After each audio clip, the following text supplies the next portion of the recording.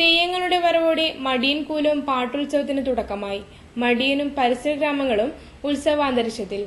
അജാനൂർ കുറുമ്പ ഭഗവതി ക്ഷേത്രത്തിൽ നിന്നും തെയ്യം വന്നതോടെയാണ് ക്ഷേത്രപാലകന്റെ സന്നിധിയിൽ 5 നാൾ നീണ്ടു നിൽക്കുന്ന പാട്ടുമഹോത്സവം ആരംഭിച്ചത്.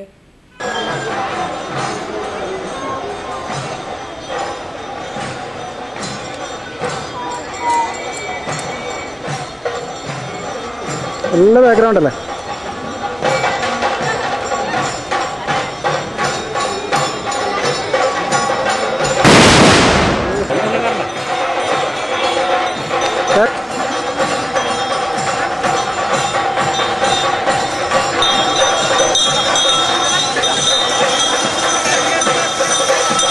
എന്താ തെയ്യം?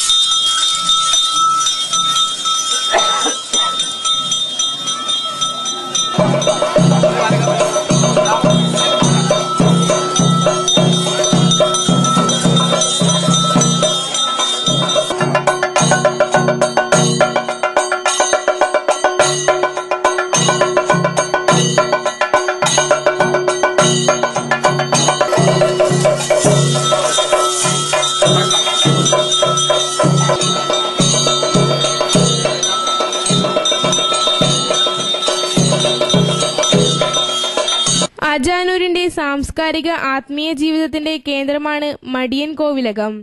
ജാതിമത ഭേദമന്യേ ഏവരും എത്തിച്ചേരുന്ന അപൂർവ ക്ഷേത്രങ്ങളിലൊന്നാണിത്. മുസ്ലിം സമുദായത്തിന്റെ സാന്നിധ്യം ശ്രദ്ധേയമായ ക്ഷേത്രമാണിത്. പരിസര ഗ്രാമങ്ങളായ അടോട്ട്, വേലേശ്വരം, വെള്ളിക്കോത്ത്, മധുരക്കാട്, പെരളം തുടങ്ങിയ ഗ്രാമങ്ങളിലെ വീടുകളിൽ പാട്ടുമഹോത്സവകാലവും കലശമഹോത്സവകാലവും സമ്മാനിക്കുന്നത് ബന്ധുക്കളുടെ സമാഗമനത്തിനുള്ള കാലം കൂടിയാണ്. ആധുനിക കാലത്തിന്റെ തിരക്കുകളിൽ അന്യം നിന്നുപോകുന്ന ബന്ധങ്ങളെ കൂട്ടിയോജിപ്പിക്കുന്നതിനും ഇത്തരം ഉത്സവങ്ങൾ നിമിത്തമാകുന്നു. മടിയൻ കൂലത്തിനെ ഒരു തീർത്ഥാടന കേന്ദ്രമായി മാറ്റുന്നതിൽ പാട്ടുത്സവം കലശമഹോത്സവവും പ്രധാന പങ്കുവഹിക്കുന്നു.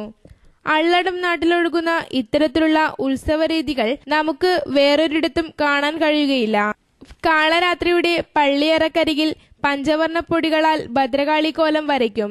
കളം പൂജ ചടങ്ങ് ബ്രാഹ്മണരുടെ കാർമ്മികത്വത്തിലാണ് നടക്കുക. കളത്തിലിരുന്ന് കാളരാത്രിയുടെയും ക്ഷേത്രപാലകന്റെയും രൂപങ്ങൾ തെയ്യം പാടി വരയ്ക്കും. ക്ഷേത്രപാലകന്റെയും കാളരാത്രിയുടെയും രൂപങ്ങളാണ് പാടി വരയ്ക്കുക. പാട്ടുത്സവത്തിന്റെ മറ്റൊരു പ്രധാന ചടങ്ങാണ് കമ്പവെടി.